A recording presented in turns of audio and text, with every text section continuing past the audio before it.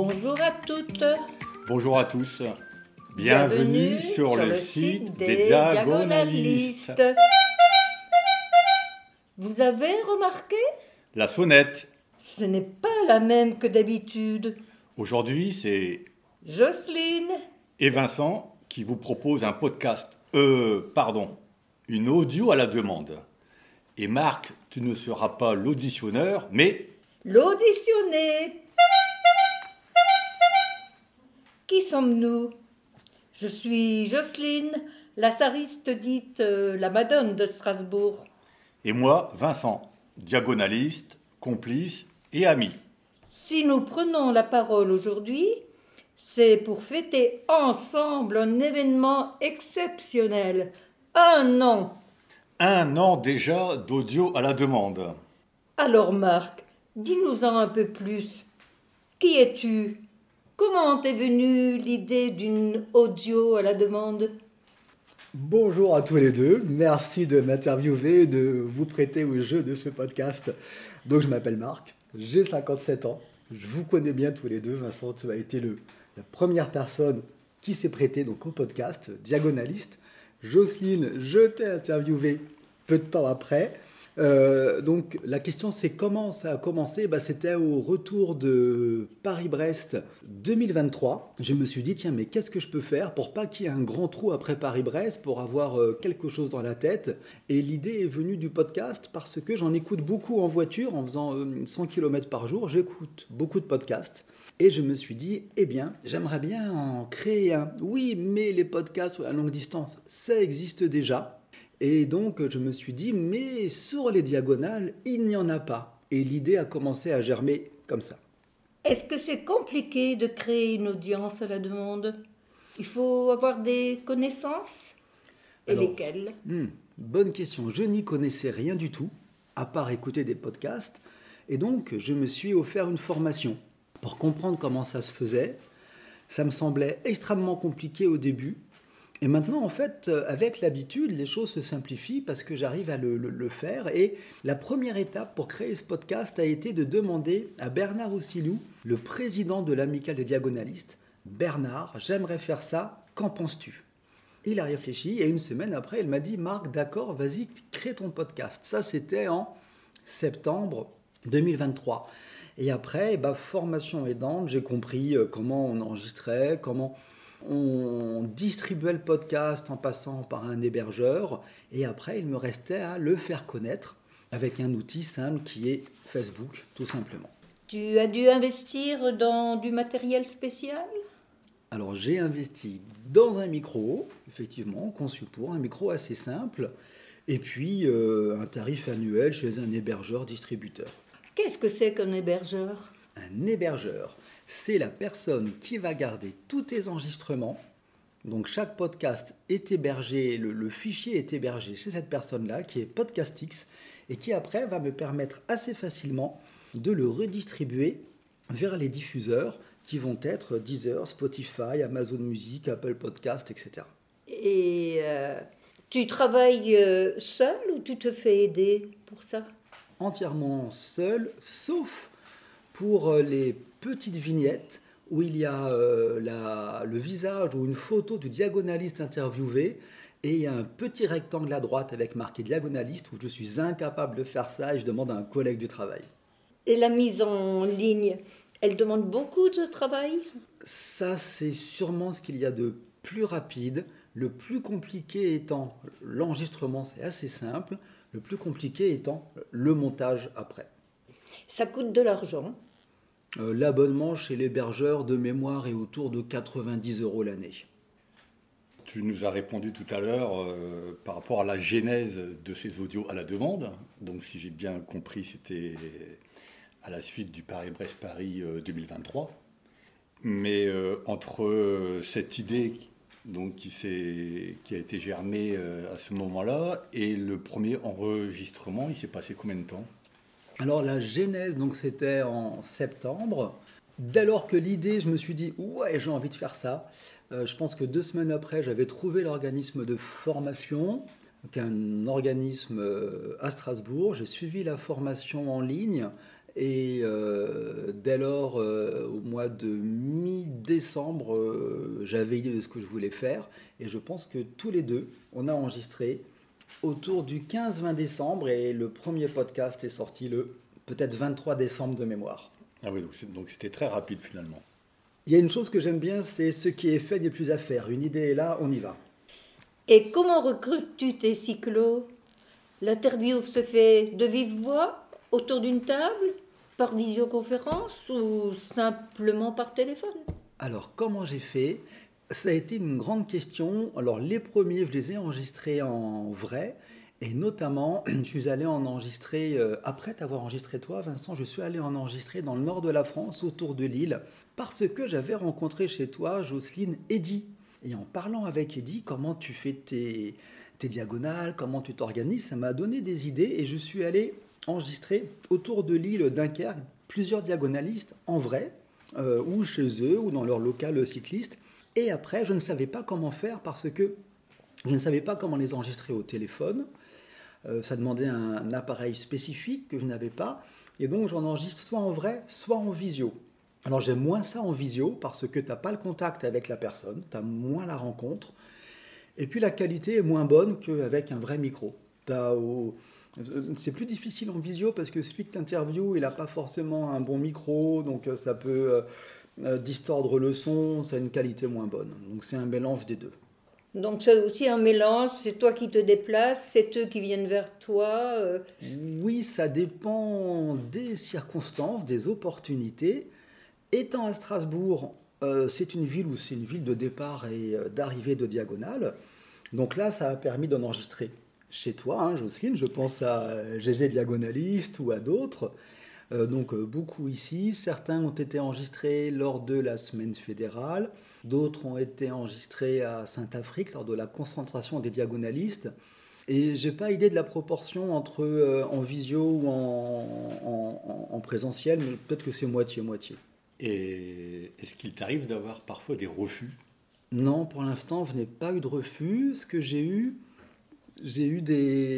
un diagonaliste qui m'avait dit « Oui, non, mais tu sais, moi, je suis pas à l'aise pour parler, c'est pas quelque chose dont j'ai l'habitude. » Ça, je l'ai eu plusieurs fois. Et puis, en fait, je pense à cette personne où ça s'est très bien passé. Et en fait, il n'y a pas de crainte de parler dès lors qu'on commence à parler d'un sujet qui est le vélo. Et le diagonaliste, Dieu sait que parler de vélo, ça fait partie de qui ils sont.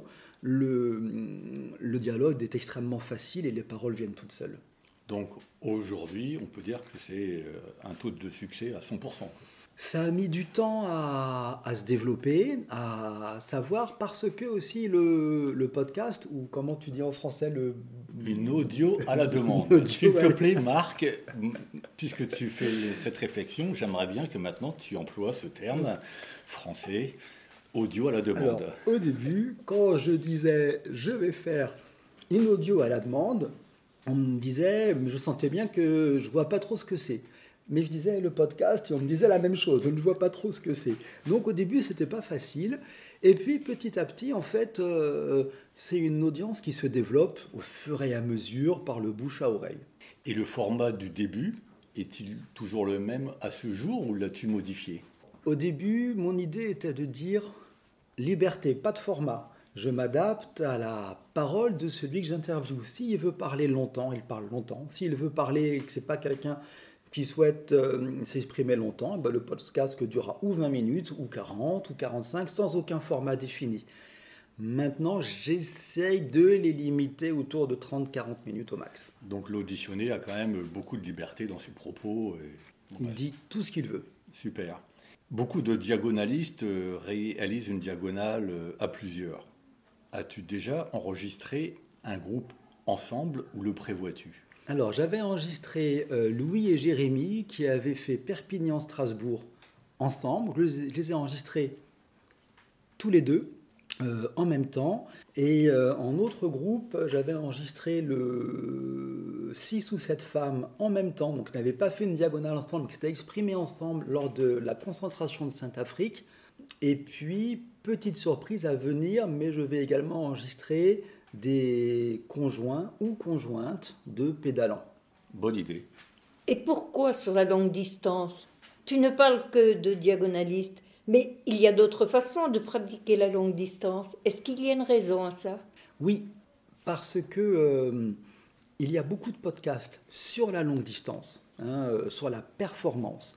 Et ce qui me plaît chez les diagonales et chez les diagonalistes en particulier, c'est qu'on n'est pas sur de la performance, on est sur le fait de réaliser une randonnée cycliste au long cours avec un délai déterminé. Mais il n'y a pas de notion de performance, il n'y a pas de notion de j'ai réussi à faire tel temps. Et puis surtout, j'ai l'impression que la personnalité de tous les diagonalistes que je rencontre sont des gens qui ne vont rarement se mettre en avant. Ouais, c'est moi, j'ai fait ça. Il y a cette forme d'humilité. Et puis, c'est des gens comme vous et moi et qui font des choses quelques jours par an qui paraissent extraordinaires. Et ça, j'apprécie beaucoup. Oui, mais toutes ces audios à la demande ne parlent que de la même chose. Tu ne crains pas qu'à la longue, le public se lasse? Si. Et ça m'avait été dit d'ailleurs par quelqu'un qui s'occupe de longue distance. Mais il se passe autre chose, c'est que on est quelques milliards sur Terre, tous différents, et en interviewant des diagonalistes, chacun a vraiment une personnalité différente, une manière de faire sa diagonale différente.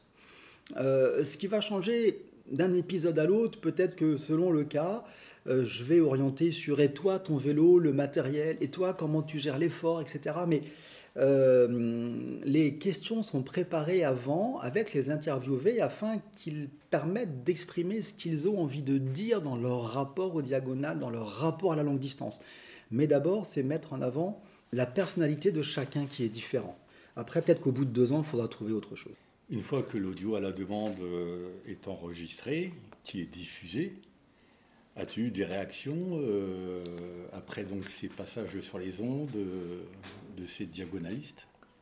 J'ai eu plusieurs réactions de gens que je ne connais pas et qui m'écrivent en disant ton podcast m'a donné envie de faire des diagonales. Alors ça, quand je reçois ce type de messages, ça me fait très plaisir parce que c'est un peu l'utilité du podcast. Je souhaitais faire connaître les diagonales avec ça, donc j'ai eu ce type de messages. J'ai eu des podcasts qui ont suscité pas mal de réactions. C'est le podcast avec l'interview des 7 femmes lors de la concentration de Sainte-Afrique. Et puis, le podcast le plus récent, ça a été celui de Christophe, qui proposait dans son podcast un outil pour faire sa feuille de route. Et là, j'ai eu pas mal de mails qui me disaient est-ce que je pourrais avoir l'outil de Christophe pour faire la feuille de route? Auquel cas, je mettais Christophe en lien avec celui qui me posait la question pour qu'il puisse échanger. Donc, j'ai quand même pas mal de retours. Et surtout, je constate des retours positifs. Oui, pour l'instant, je n'ai pas eu de retour négatif. Super. En conclusion, Marc, tu es content de ton expérience? Quelles sensations en tires-tu? Oui, très content d'avoir fait ça. Pour une autre raison, c'est que je vais à la rencontre des gens. Je rencontre des gens, on parle ensemble de vélo, de diagonale, de ce qu'ils aiment. Et c'est vraiment la rencontre avec les personnalités. Hier, j'ai enregistré en visio un podcast avec Laurent du club d'Orchy. Et Laurent, il te dit, mais moi, je ne suis pas sportif. Justement, j'ai tenté de faire Paris-Brest, j'ai arrêté au bout de 400 km et je me suis aperçu quelques mois après que j'avais un problème au cœur et que j'ai dû faire des examens. Et puis je suis asthmatique. Et quelqu'un qui dit ça, et il dit, moi les diagonales, pour moi c'est prendre des vacances. Ça se confronte à d'autres qui vont être des machines à rouler et qui prennent, chacun a son approche des diagonales. Et je pense que c'est ce qui fait la richesse de la diagonale, c'est que chacun traduit la manière de faire telle qu'il est. J'avais une question par rapport à l'avenir de ces audios à la demande, mais je crois que tu as répondu tout à l'heure en partie en disant que tu allais auditionner les conjoints et les conjointeux des diagonalistes. C'est bien cela, Marc? Oui, alors ça c'est sur une idée de GG Diagonaliste que je rencontre d'ici peu. Et il a eu cette idée-là de questionner des conjoints de diagonalistes et voir comment ils le vivent. Eh ben, on va avoir hâte d'écouter ces audios à la demande pour voir justement, enfin, pour ressentir ce que les conjoints, eux, vivent pendant ces diagonales. Par contre, j'avais une question également, parce qu'à un moment, tu présentais des bonus. Tu peux nous en dire plus? Est-ce qu'il y a toujours des bonus en plus de ces audios à la demande? Oui, l'idée des bonus au début, c'était... En fait, voilà, il y a les diagonalistes qui sont enregistrés, et puis à la fin d'une diagonale, on doit écrire le récit de la diagonale. Je trouve que cet exercice est particulièrement intéressant, et de nombreux diagonalistes écrivent très bien.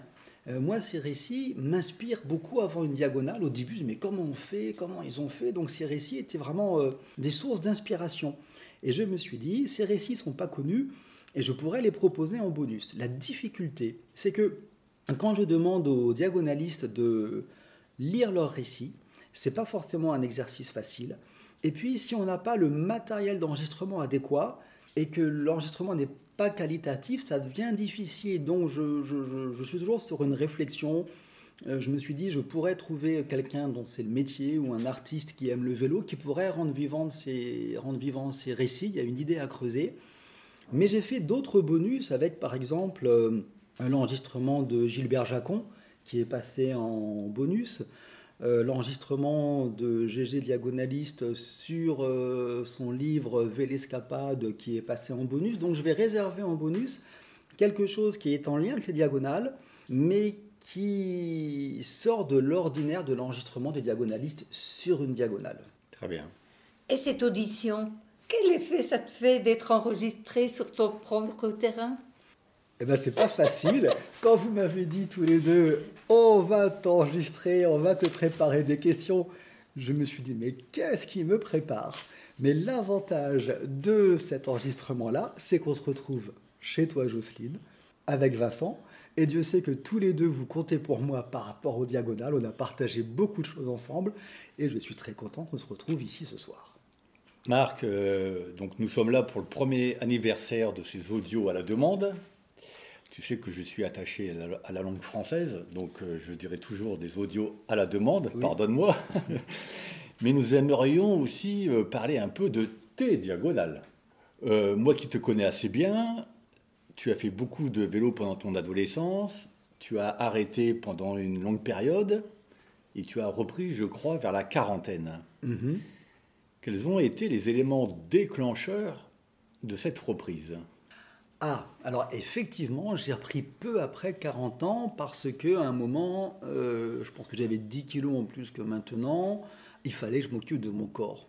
C'est très simple. Et donc, je m'étais dit au courant du mois de juillet, je ne sais plus en quelle année c'était, 2009 sans doute, j'achète un vélo, j'arrête de fumer, le lendemain de l'achat du vélo, et au mois d'août, je monte le Ventoux. Ça avait été l'élément déclencheur. Tu montes le Ventoux avec tes 10 kilos en plus? À l'époque, ouais. Mais par saut. Hein, par saut. Par saut. Pas par l'océan oui. Ou pas par Bédouin. Non. Oula. Progressivement. Progressivement. Mais sûrement. Ça s'est pas fait aussi simplement que ça. Mais ça a été le début de quelque chose qui m'a plu. Et puis, il y avait un élément très fort pour moi. Ça a été en 2011, je pense, la première sortie Audax. Et là, je remercie John Ewing, qui organisait à l'époque ces sorties Audax. Et j'ai fait le premier 100 km Audax. Et ça a été une révélation en me disant, quoi, je peux faire 100 km, c'est absolument fantastique. Et après, on m'a dit, bah, tiens, t'as qu'à faire le 200, et puis t'as qu'à faire un 300, et puis, etc. D'accord. Alors, pour ceux qui aiment la montagne, tu nous as dit que tu as fait le Ventoux par saut. Tu l'as monté en une seule fois? Tu as fait des pauses? C'était... Alors, je ne m'en rappelle plus. En une seule fois, ça m'étonnerait. Je me suis sûrement arrêté plusieurs fois. Et entre le dernier tronçon de 6 km, je pense que j'ai dû m'arrêter 20 fois en hurlant autant de fois. Ah oui, après le Chalet Renard. Exactement. Voilà, ok.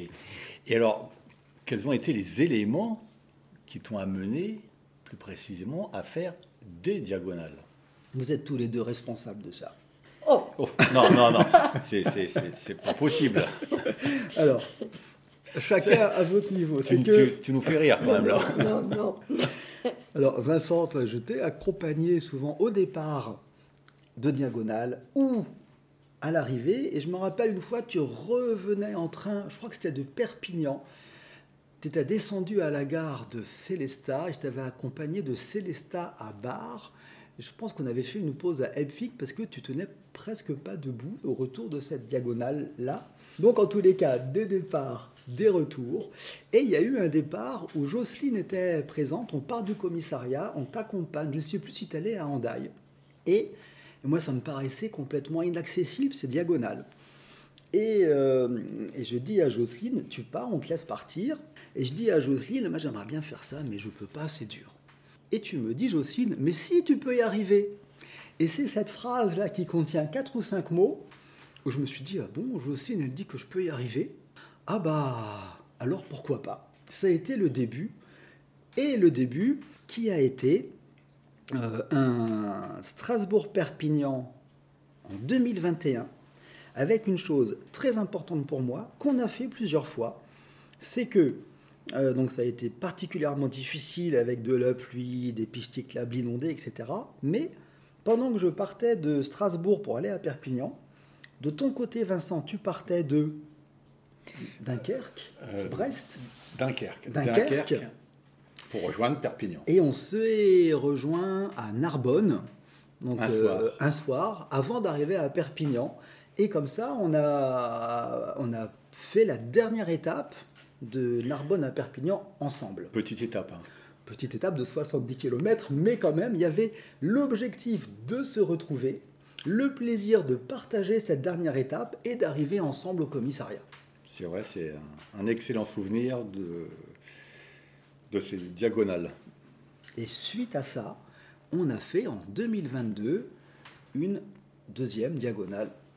Alors en 2022, c'est vrai, nous avons fait la fin de nos diagonales, puisque toi, tu partais de Dunkerque pour aller à Menton, et moi je partais de Brest pour aller à Menton. Et nous nous sommes retrouvés du côté de Sisteron. Oui. Et je voulais même t'emmener, oui. Je me rappelle très bien, moi aussi, vers Josier pour monter la Bonnette, atteindre la cime de la Bonnette. Mais la veille, à 4h du matin, quand on s'est appelé pour se donner rendez-vous, je crois que tu as eu un peu de chance parce que je connais un peu ton aversion par la montagne. Et les conditions météo étaient telles que déjà en plaine, on avait beaucoup de pluie et de froid. Et on n'est pas passé par la Bonnette, on est passé par le col de Tout-Or. Sous la pluie. Sous la pluie, voilà, pour rejoindre la capitale du citron, comme on dit. Voilà, donc c'est vrai que c'était une très belle fin de parcours pour nos diagonales respectives. Et on a renouvelé ce que l'on avait vécu l'année précédente à Perpignan. Et c'était un grand plaisir de se retrouver. Et tu as raison pour la Bonnette, parce que toi, tu es un grimpeur. On a beaucoup roulé ensemble. Je sais que tu es un grimpeur. Et moi, je suis plutôt un platteur. Je ne sais pas comment on dit, mais je ne suis pas un grimpeur en tout cas. Un homme des plaines. Oui.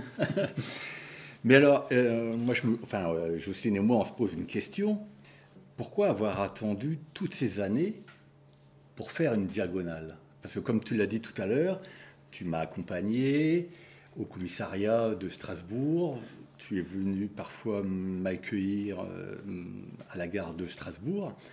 Donc tu me voyais partir, revenir, Jocelyne, idem. Pourquoi as-tu attendu toutes ces années? Parce que j'avais pas l'expérience de la longue distance. Ma seule expérience était Paris-Brest loupé en 2015. Et une diagonale, moi, ça me semblait beaucoup trop difficile. Beaucoup trop difficile. Jusqu'à ce que Jocelyne me dise, mais si, tu peux. Et là, je me suis dit, ah bon, bah, je vais essayer. Pourtant, tu avais fait le Paris-Brest-Paris en 2015. Oui, hors délai. À 3 heures, sachant que sur les diagonales, on a un petit peu plus de temps. Ouais, mais Paris-Brest, il y a du monde, et là, une diagonale, tu es tout seul, et ça me faisait peur aussi. J'ai oublié de te poser la question, mais ces fins de diagonale qu'on a vécues ensemble, pour toi, c'était comment? Comment as-tu vécu ces arrivées en binôme, alors que précédemment, on était chacun sur nos diagonales respectives? Je trouve que pour moi, c'est un concept à développer, de partir chacun de son côté et de se rejoindre à la fin. Parce que quand tu étais parti de Brest et moi de Dunkerque pour aller à Menton, déjà on se tenait au courant de nos progressions. C'est vrai. Le premier soir, où t'en es? Toi, bah moi je galère, bah moi ça va, bah moi, etc. Et puis, donc ça fait de la motivation. Et quand on s'est retrouvés, ouf, sans passer par la bonnette, merci la météo, euh, dans un restaurant à 40 km de Sisteron, on a eu un très grand plaisir à se retrouver. Parce qu'on partait de nos 4 jours de galère, on s'est retrouvés là, c'était un grand plaisir.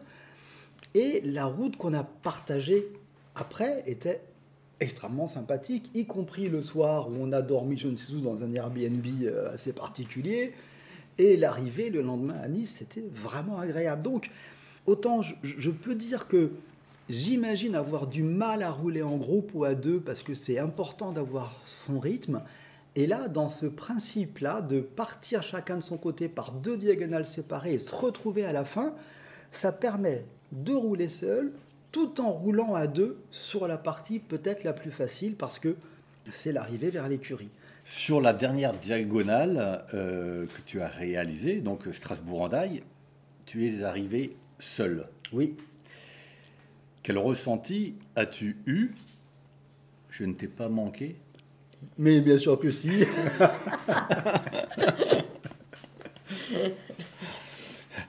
Alors une précision, c'est que je pense que quand tu as beaucoup d'expérience, tu as peut-être moins cette satisfaction.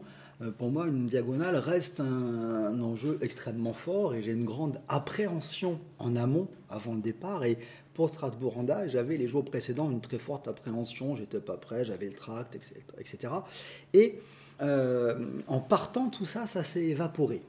Ça s'est évaporé, vous étiez là au départ, Jocelyne m'a accompagné sur les premiers kilomètres, elle m'a lancé un petit mot qui m'a dit « Ok Marc, t'as pas le droit d'abandonner, il faut que tu ailles au bout », même si j'ai passé la première journée entière avec le vent de face en me disant « Mais qu'est-ce que je fais là ?»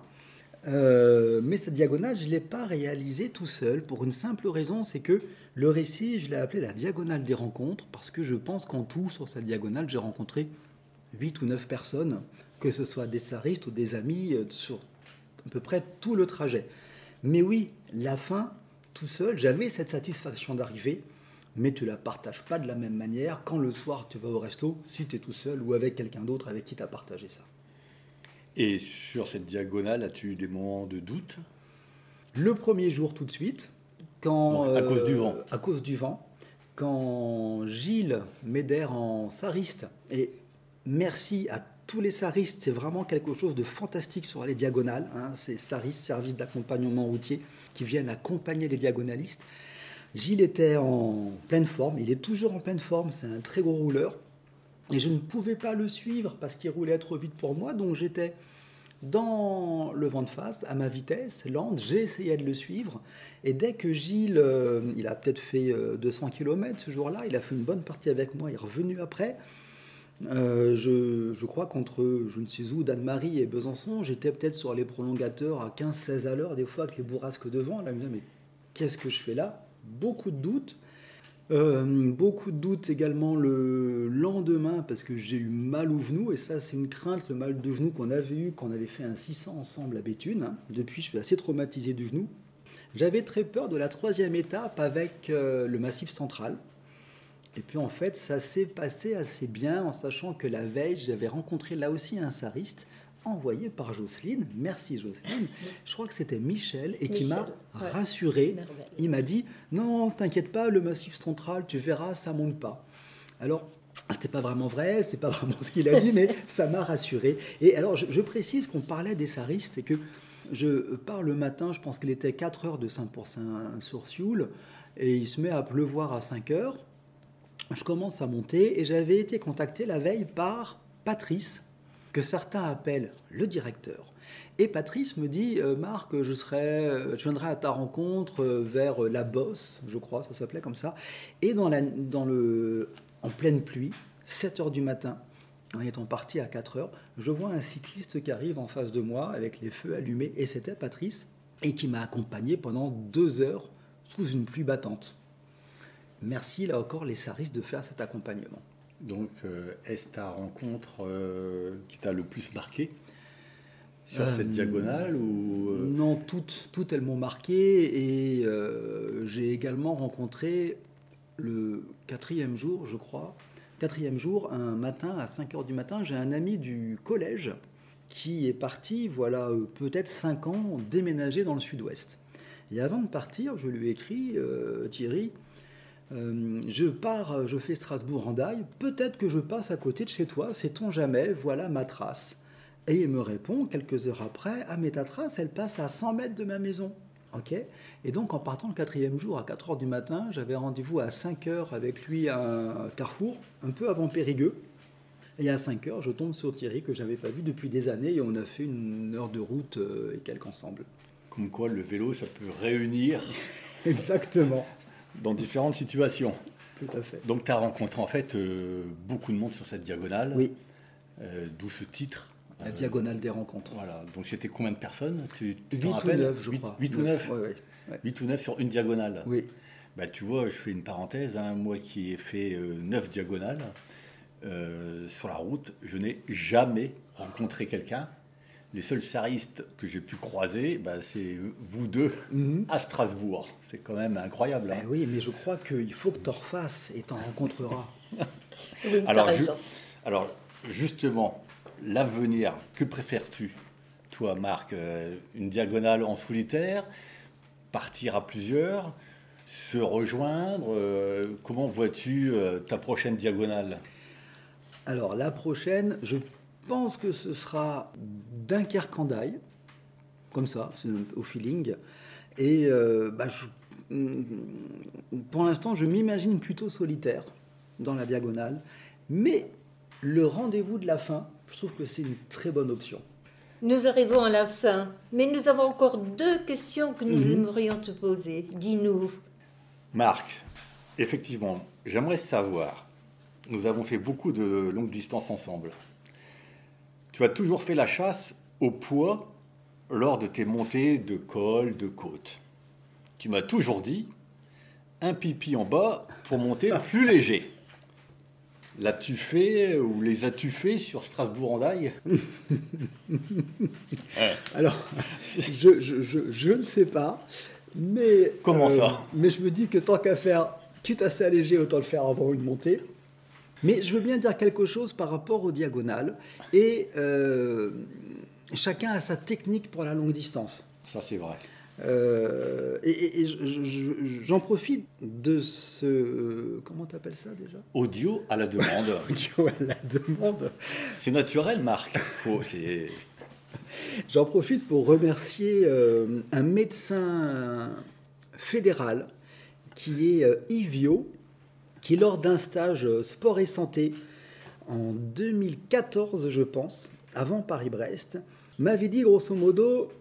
Marc, t'es pas très sportif, donc si tu veux réussir à faire Paris-Brest, qui avait lieu 2 ans après, respecte quelque chose, c'est essaye d'avoir toujours le même rythme cardiaque. Dans les montées, tu montes lentement, et dans les descentes, tu continues à pédaler et tu gardes cette même énergie. Et depuis, grâce à ces paroles, j'arrive à rouler longtemps en dépensant le minimum d'énergie. Ça veut dire que sur une diagonale, mon obsession, oui je peux dire obsession, c'est de tracer une courbe cardiaque droite entre 70%, 75% de ma fréquence max. C'est vraiment ma recherche et ça je le dois à Yves Yo. Et moi je voudrais savoir, tu as écrit un livre, 7 ans et 83 heures, Paris-Brest-Paris. Tu as créé l'audition à la demande, ou si tu préfères, le podcast sur les diagonalistes. Ouais. C'est quoi ton prochain projet? Tu veux bien nous en parler ou... Alors, déjà, pourquoi 7 ans et 93 heures? C'est que, à l'époque, je cherchais des informations pour comment on fait pour faire Paris-Brest, et je ne trouvais que des écrits sur des gens qui faisaient Paris-Brest en 60 heures, 55 heures, 60 heures, 65 heures. Ce qui ne répondait pas à ma demande de comment on fait Paris-Brest quand on n'est pas sportif. Et en rentrant de Paris-Brest, je me suis dit, tiens, pourquoi pas mettre sur papier cette expérience de pas de sport, découvrir les brevets, découvrir Paris-Brest. Voilà pourquoi la naissance de ce livre 7 ans et 93 heures. Prochain projet, après les podcasts, j'en ai pas la moindre idée. Oh, tu veux peut-être pas nous en parler? Vraiment, je ne sais pas. D'accord. Bon, on aura la surprise. Bon, c'est pas encore tout à fait terminé pour toi. J'espère que tu as gardé assez de souffle pour la bougie. Un peu de gourmandise. Le gâteau t'attend. Oui. Merci à tous de nous avoir écoutés. Merci Marc pour ta coopération. Et bravo pour ton initiative. Le prochain épisode sera repris par son créateur Marc. N'hésitez pas à lui faire des commentaires sur celui-ci. Au revoir. Et bonne année. Et bonne année. Merci beaucoup à vous deux. Merci Marc. Merci Marc.